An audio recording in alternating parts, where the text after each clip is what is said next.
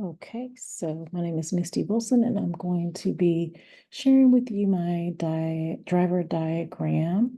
And a driver diagram is just a visual representation of a template there where you are working through a problem, and you and your team are just going through and working through possible solutions that you guys are trying to figure out, measurable outcomes that you guys could work through. So for me, I'm working through something that is a real problem for my team.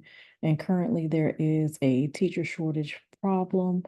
And what we are trying, our aim or our goal is specifically within 12 months, 90% of the teacher vacancies will be filled with a certified teacher or a teacher in an approved certified pathway. So our outcome measure, we want to do 90% of the vacancies in 12 months. We have a team here. We really didn't use that team, but that is the team that I would use if we had time to.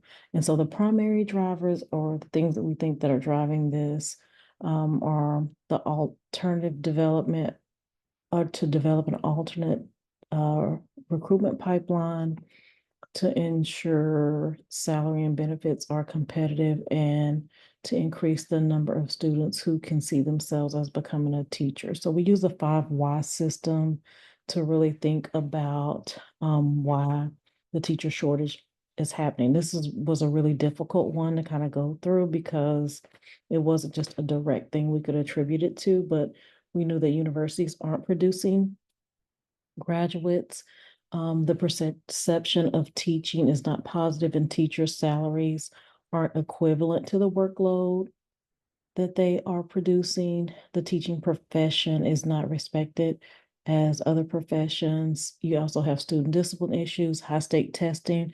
And so as we kind of broke those things down, we made those groups of primary drivers there.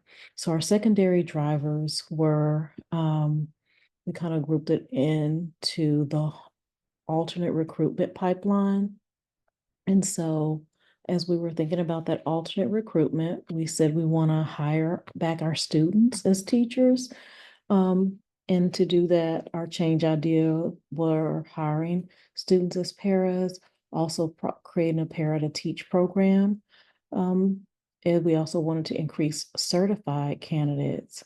And in doing that, our change idea was to increase teacher residency program. We wanted to fill the bilingual vacancies, and so our change idea for that were to develop a TOEFL program to support our bilingual substitutes and paraprofessionals who were degreed in other countries, to help them pass their TOEFL exam and get into an alt-cert program so they could become certified to teach. The next primary driver was ensuring salary and benefits were competitive. And so by conducting a salary study, we could make sure that we were competitive with other districts in our area.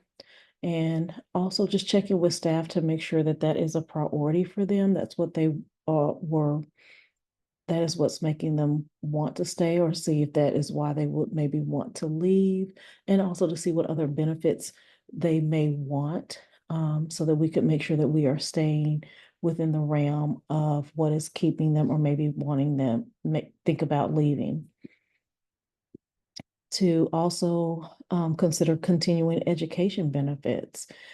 Do they want to get their master's, or is it that they need help adding certification, or just to get their certification? Are there other incentives that may entice them to want to stay or leave? Could an attendance stipend for the days that they have not used, would that may that incentivize them to maybe want to stay and earn that extra money? Or would contributing or matching their retirement maybe want to make them stay? Would that help alleviate a teacher shortage in our district, make them want to stay, or either attract other teachers to come to our district? The last driver that we have is to increase the number of students who can see themselves as becoming a teacher. That is related to the perception of teaching not being positive. So students see themselves as a teacher. Maybe creating a video to highlight weekly different teachers and putting it on their website as why they became a teacher. Also beginning a future teacher program in elementary where teachers select students in the room who are showing leadership qualities or other characteristics of teaching and help them see themselves in that role. Also, students, when the student is with the teacher, and that is in junior high school.